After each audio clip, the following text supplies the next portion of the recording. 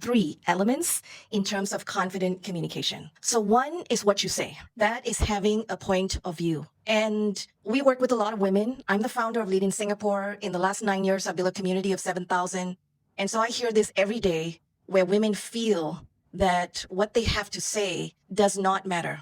And I always say to them, you are paid to have a point of view. That is part of your salary. So it's really important for you to have a point of view. A point of view is, this is what I think about this specific situation, right? And only you can bring that. That is the point of diversity, because you might think that everybody else has the same idea, but this is a future state that you're living in that is unlikely to be true. So what you say, having that point of view, and then clearly expressing that idea, perspective, or question. If you feel that you don't have a point of view of anything, just start thinking about all these ideas and questions that you have in your mind. You're unlikely to be alone. Other people are also thinking and asking the same questions, so you can bring those up. Second is presence. It's really about how you say something. This comes down to tone, posture, eye contact, and pace. All of these shape how you are perceived. You might notice that there's the strategic 2-second pause for senior executives. For example, you pause for 2 seconds before you answer a question. Very powerful. That is executive presence. Tone, so how you say something. So, it's a very neutral tone, and you can practice this. I was not born to speak this way. So this comes with a lot of practice. I looked at people that spoke well. I studied them.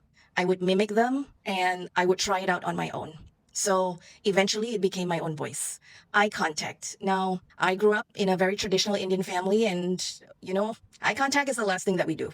So this is something I had to practice in the workplace in order to be comfortable for people to look at me and for me to look at them. But very important, especially when you are trying to deliver a strong message or to say something or to ask a question. And then the pace, right? So depending on your audience, you want to pace. Sometimes you are speaking to European audiences that maybe speak a little bit faster, you can, but it's all about clarity and brevity, right? And we'll talk a little bit more about that. So how you say it is important. That's the second part. The third element is preparation.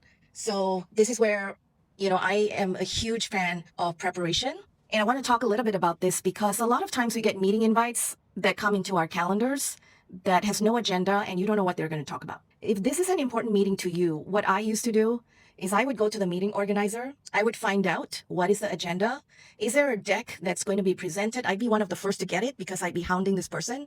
And then I'd use that to over prepare on what is it that I want to say? What's my point of view? And then I'm going to prepare some questions I'm going to ask. This is all about visibility and showing up.